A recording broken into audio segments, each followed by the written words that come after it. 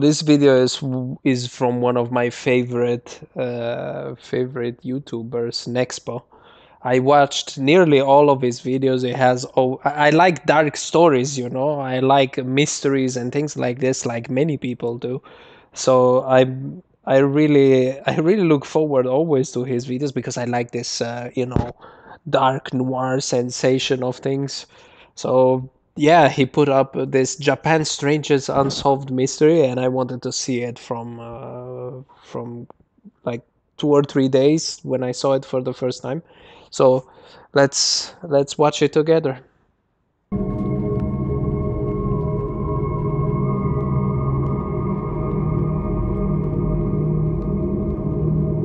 It's quite long though, 35 minutes.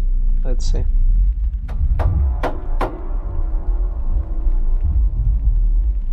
Monday.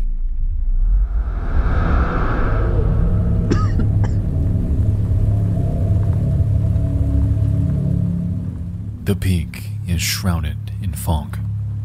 It's the aftermath of one of the most violent storms to hit the area in months. A search helicopter powers through the mist, scouring the region for a pair of hikers from Tokyo who set out the day prior and haven't been seen or heard from since. This hunt has been ongoing for hours, sunlight dwindling as search teams comb every crevice, yet find no trace of anyone around. But as nightfall takes its grip, enveloping the area in complete blackness, suddenly, something... This guy has one of the best narrations and stories, and probably he writes a lot, to be honest. Takes a lot to do videos like this. Something strange enters their view. SOS? Just south of Mount Asahi Dake, a crudely constructed, massive SOS sign beckons from a clearing. It's undeniable that the missing hikers have made this, and it's a damn good thing they did, because with conditions like these, finding them otherwise would have been nearly impossible. The team swarms the area, with newfound hope that these hikers just might be hiding nearby. They search and search and search, until finally, they find them. Okay. About a mile north, the two men emerge from a cave. They are completely disoriented, battered, and exhausted, but most prominently are in complete disbelief that the rescuers found them. As they're pulled up into the aircraft, the search team reassures them that they're gonna be okay, before commending them on their efforts while out there. "We couldn't have found you without your help," they claim. "You guys did a really great job building that sign." I'm pretty sure they will say that they didn't do it. The men pause for a minute, visibly confused. Yeah. "I'm sorry. We didn't build the Didn't sign. watch it. We have no idea what you're talking about."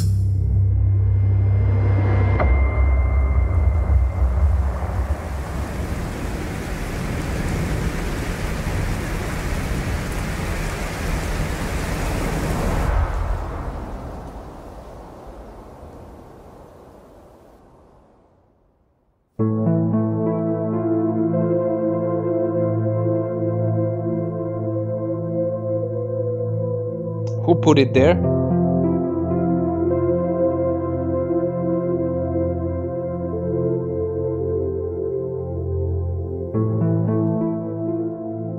You know, I'll admit, the island of Hokkaido is beautiful. It's a landscape adorned with volcanic mountaintops, trails with serene views, and a multitude of steam vents giving the area an almost dreamlike aesthetic. It's no wonder that it's one of the most popular hiking spots in Japan, as no matter what time of year you go, you're bound to have an experience you'll never forget. From the summit of Mount Asahi Dake, it was 2.6 miles directly south where the SOS sign awaited. Resting in a relatively flat wetland, It was constructed with 19 cleanly cut birch tree logs, each measuring at around 16 feet long. Interestingly, the deviation down here is considerably longer than the main hiking trail on the mountain, making its existence entirely perplexing. As far as it's known, there are no trails south of this mountain, implying that whoever built it had to have made their diversion from the north. A detour littered with steep cliffs, a dense forest, and even the turbulent Chubetsu River. At this point, it's completely unknown how this person got here, and for Japanese police, it was undeniable that a mystery was brewing on the mountain. Someone is still out there, likely pleading for help. Well, likely. I mean, he wrote an SOS sign.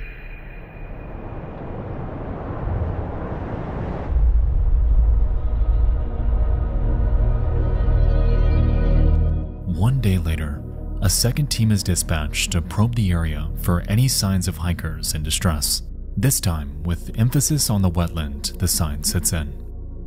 And while they all held out hope of finding someone still alive, unfortunately, just a few short hours into their search, they'd uncover quite the contrary. Oh. Hidden near the SOS sign are scattered human remains covered in bite marks from wildlife, and nearby, a backpack containing various items. A Sony Walkman, 4 cassette tapes, toothpaste, a bar of soap, and a towel. At first glance, it's obvious that the belongings and the human bones are connected. However, a curious question lingered in everyone's mind.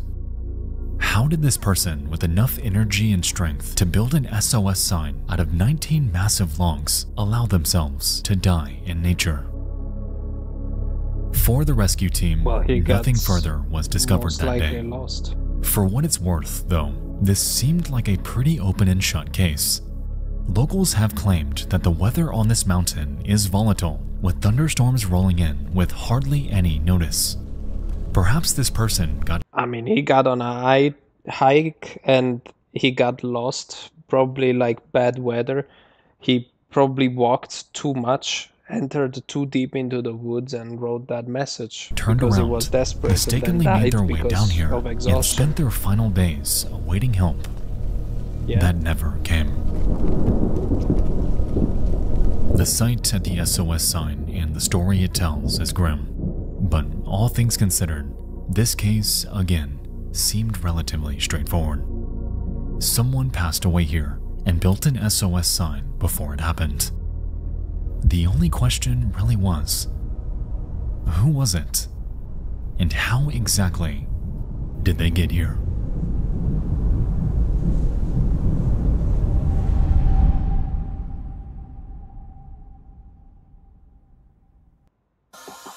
Manchmal sind es die kleinen Routinen. The guy just got lost and died. Maybe. If there is nothing else, you know. But I'm pretty sure there is something else. 2 days pass, and examiners from the Asahikawa Medical University notify Hokkaido police that the human bones belong to a female. Reportedly, she was about 5 foot 3 inches tall, had type O blood, was somewhere between 20 and 40 years old at the time of her death, carried bone fractures in multiple locations, and died within the span of 1 to 3 years prior. What? Aside from this, there was no further identifying information about her, and effectively, she was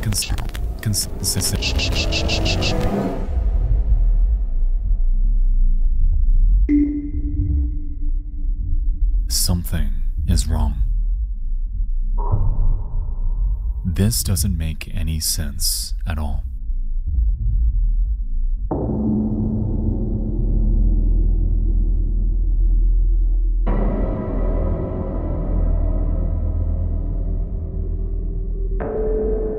I don't understand. What doesn't make sense? Upon calculating the weight of the SOS logs by utilizing numerous wood weight charts online, I found that 16-foot segments of birchwood weighs anywhere between 150 and 400 pounds each, depending on diameter. Multiply this by the 19 segments this sign is comprised of, and we have a whopping total range of 2,850 and 7,600 pounds of total weight making up this sign. So with this information, we're left to assume that a 5'3" female with fractured bones had the energy and strength to not only cut down 19 massive trees with tools that were never found, but also had the stamina to transport anywhere between 1 and 3 tons of weight completely by herself. Let's not forget either that all of this was done after taking a treacherous 2.6-mile diversion down the south side of the mountain, undoubtedly causing considerable exhaustion from the elements. Without help, constructing this sign alone is an extraordinary feat, a feat that doesn't add up given the context here. Or maybe So she was this desperate. person actually alone? Or was there perhaps someone else that died there with her?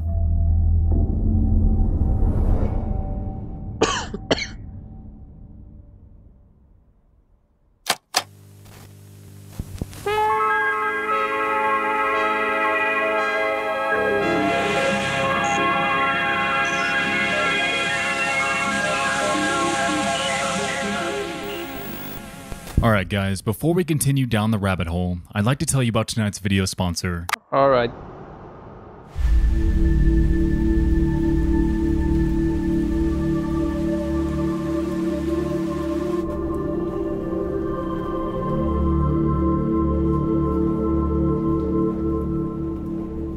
It's late at HQ, and investigators are scouring for clues.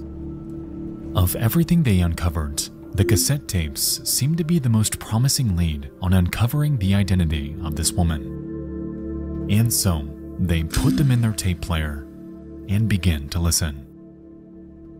As they play, they're met with musical tracks taken from various anime TV shows. However, once they make it to the last one, something strange gives them pause.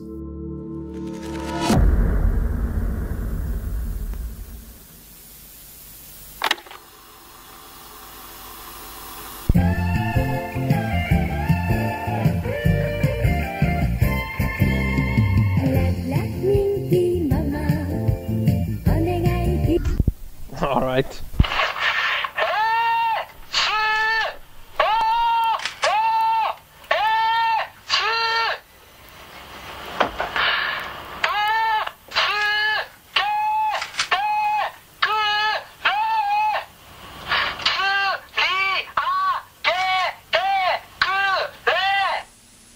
What?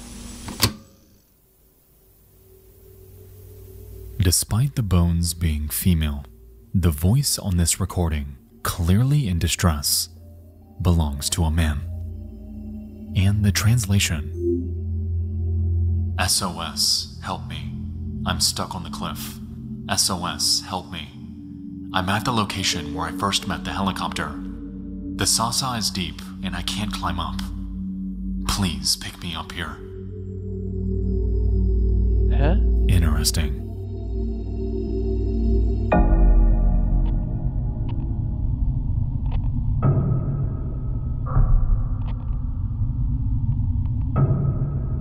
Aside from the blatant parallels to the SOS sign, I can't help but find it strange that this man uses not a single phrase implying that he's with someone. I don't know about you, but if I were stranded somewhere with another person, I'd plead for someone to help us, because we are the ones stuck here. In this recording, though, it sounds as if he's completely alone, unaware that a female is stranded in the exact same area, almost like, to him, this female doesn't exist. The woman who the bones belong to and the man who the voice belongs to almost exist in a vacuum. Remnants of two people discovered in the exact same spot, completely unaware of the other's existence. The only thing tying them together, an SOS sign nearly impossible for one person to build, and whispers of an agonizing death.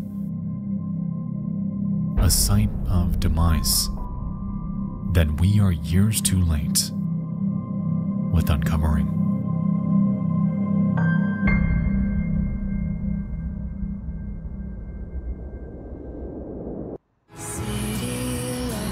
I suspect that the dude died before and she died afterwards. This is what I suspect.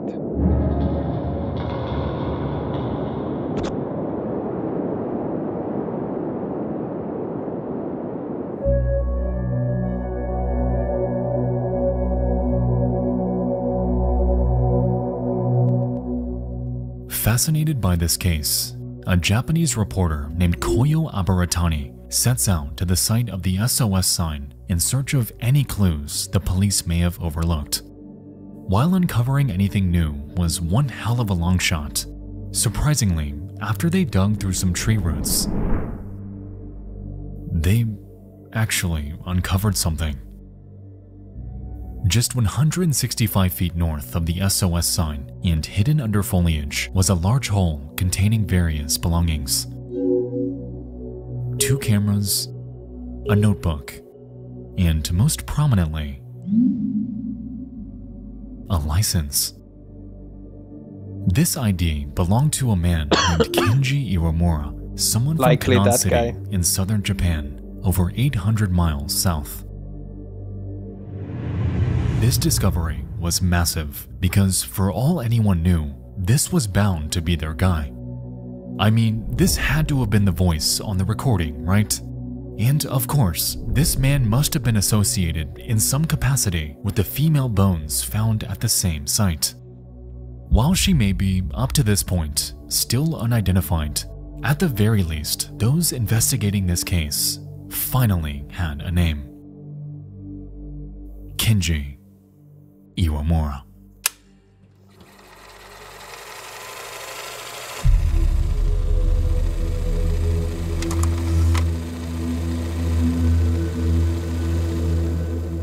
It's the middle of summer, and 24-year-old Kenji Iwamura sets out for Mount Asahidake for a short hiking trip.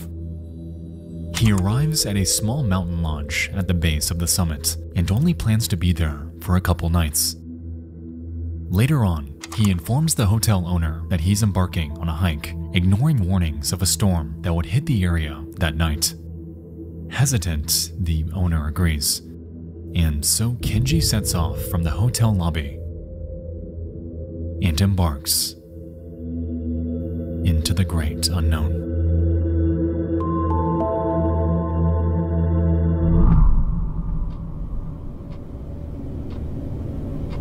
As time ticks by, the sky darkens. The hotel owner becoming increasingly anxious and with no way to contact him to confirm how he's faring in this unstable weather.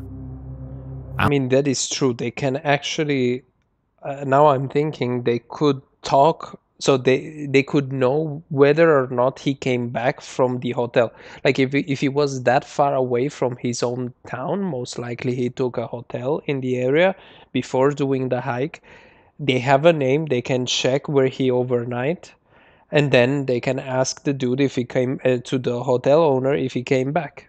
Just as simple as that, and then you find out that that is the person that you hear in those recordings. I guess. I mean, it's not a 100% certainty, but you have a trail, you know? Hours pass without a word from him. The storm comes I would imagine. and goes. I don't know. The clock approaches. Days pass without a word from him. Weeks come and go. I mean, okay. Kenji Iwamura never turned up.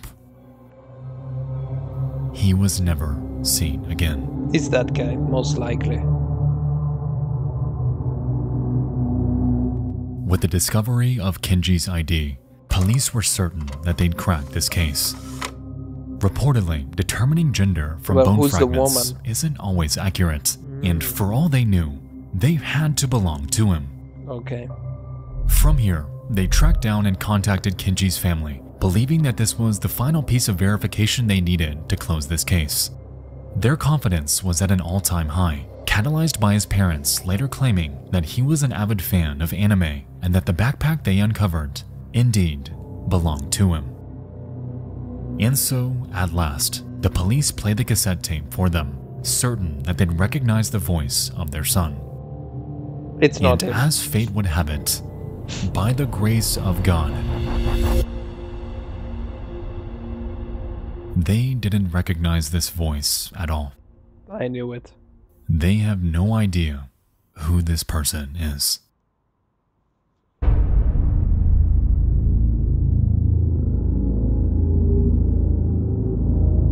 With no evidence of foul play, Hokkaido police, bizarrely, continued to run with their theory that this sign was built by Kenji Iwamura. They cast aside the consensus about the bones, the lack of identification with the voice, and simply ran with it. It took just 11 days for them to close this case, and to this day, the mystery surrounding the SOS sign has been cast into the void of history, solved to them, yet completely bewildering to the world surrounding them. By 1990, the bones were re-examined, and the consensus underwent a surprising change. Reportedly, they never belonged to a woman with type O blood, but rather a man with type A.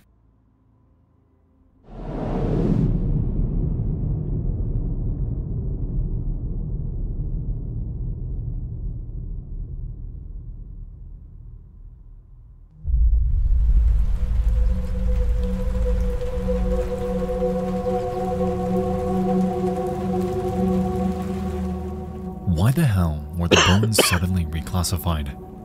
Who was the man recorded on Kenji's tapes? How were these massive trees carried and placed by just one person? And how were these trees chopped down at all? Taking a broader look at the landscape, we've established that the site of the SOS sign was reached by a diversion from the main Mount Asahidake trail. As we've seen, though, multiple hikers have done this. So how have they all made the exact same mistake? So as it turns out, there's an incredibly confusing landmark on the mountain. It's a boulder called Safe Rock, and it's typically used by climbers to orient themselves on their trek, as once you encounter it, you're required to take a right turn to continue your journey to the peak. Bizarrely, however, there sits another identically shaped boulder right next to Safe Rock called Fake Safe Rock. Unlike the former, using this one as a guide diverts hikers to the much more dangerous south side of the mountain, terrain littered with steep cliffs and intense grades filled with a specific type of bamboo, known locally as sasa. In recent years, Fake Safe Rock has been marked with a rope to signal that you shouldn't follow it. However, to this day, hikers often misinterpret it for the actual Safe Rock, adding even further confusion to an already disorienting situation. I'm sure you're finding this convoluted as I'm explaining it to you. Now imagine if you were faced with this dilemma while exhausted, in the wild, and completely alone. To this day, it's believed that both the Tokyo hikers and Kenji Iwamura made this mistake, leaving them both to be stranded and completely helpless. So with this in mind, let's go forth and entertain the idea that Kenji Iwamura was the only one involved here. Let's just say that everything belongs to and was done by no one but him. Alright. So it went a little something like this.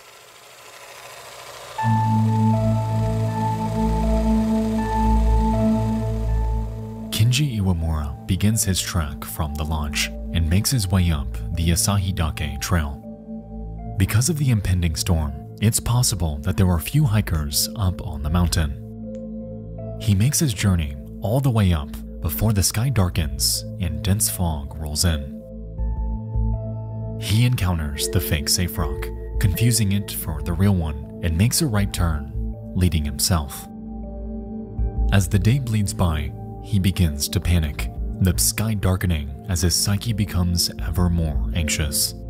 He recognizes not a single thing about the path he's on, and it becomes rapidly clear to him that he's venturing nowhere near the summit.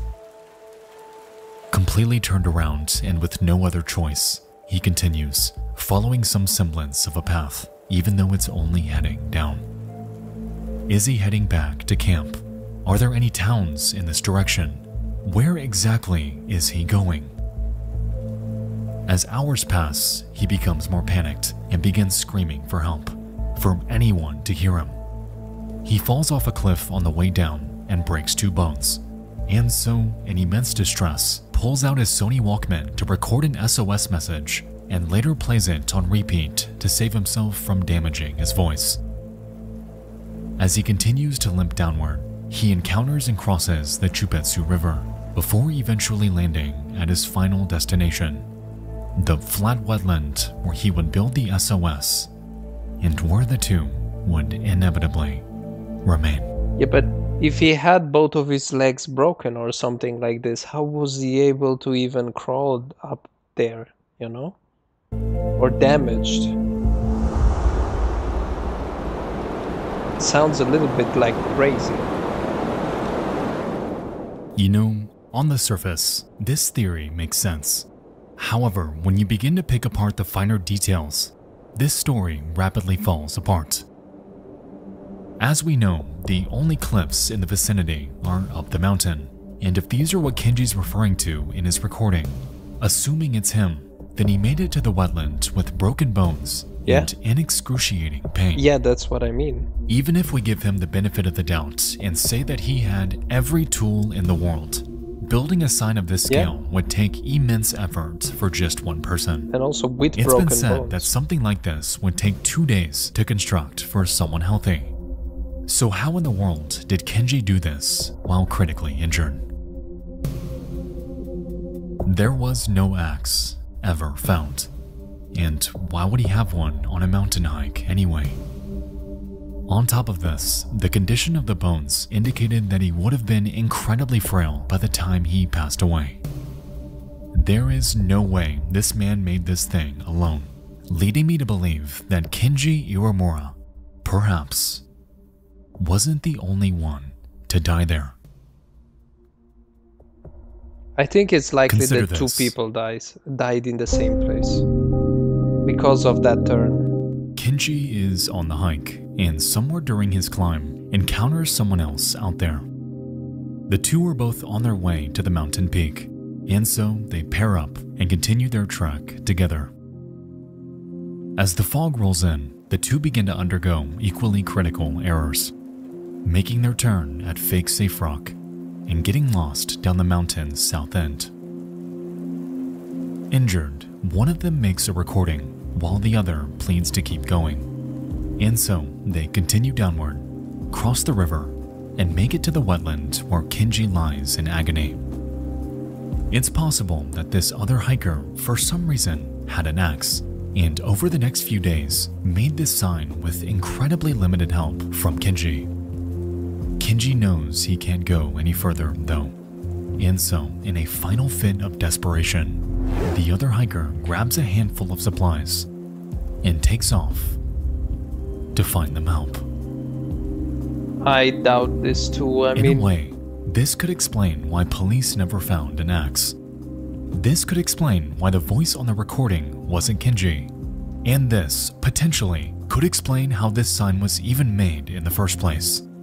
The human body can go 3 days without water, and perhaps this unknown person used their last in a final push for rescue. At the end of it all, though, they would never make it and instead would die a slow death. Surrounded by darkness, by wilderness, and in a forest, completely abandoned. Yeah, but they never found the other body, no? There must have been another body, and they never found it. I mean, I don't know how much people go there. Perhaps their body is still out there, but we just haven't found it yet. It's a tragic end to someone who may not even exist, but goddammit, it's the only way this story makes any sense.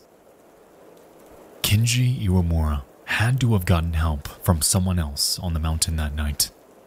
There is just no way in which he couldn't have. Imagine if he actually came back, this guy, and never said anything and let him die, and maybe he took money off of him or something like this.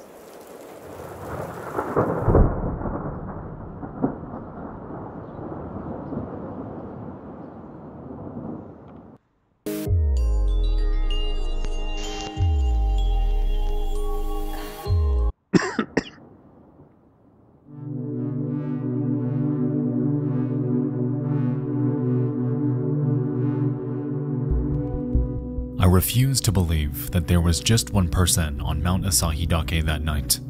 The circumstances are just too extraordinary for one to pull this off alone. The broken bones, the stranger on the tape, the rapid closure, someone migrating literal tons of weight after vital injuries. Everything about this conflicts with the reality of the situation we've been given.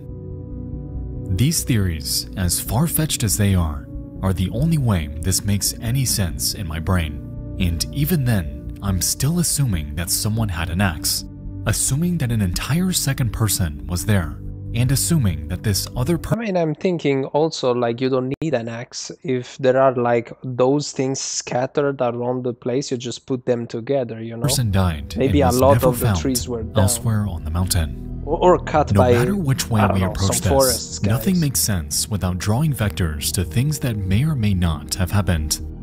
And to me, that's what makes this incident so incredibly perplexing.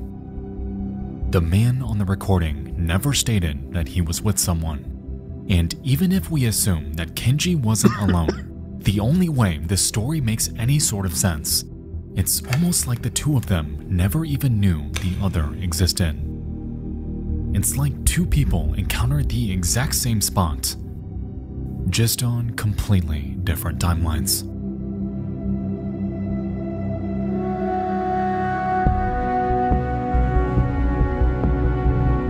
It goes without saying that we can theorize for hours about what took place on Mount Asahidake and how the SOS sign, given the evidence we currently have, shouldn't exist.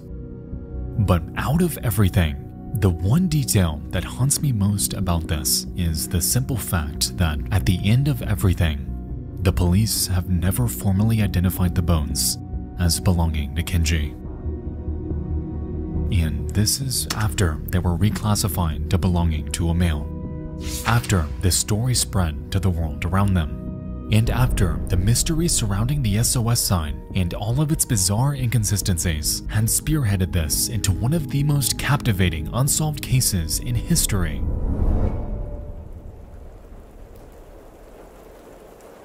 There has never been an official answer as to who the bones belong to. And to this day, nobody knows when the SOS sign was made and who in the world built it.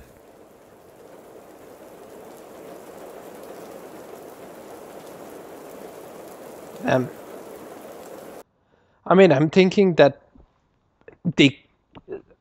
maybe multiple people, not even two, multiple people have died in the same place because of that turning right at that rock, right, at that safe rock.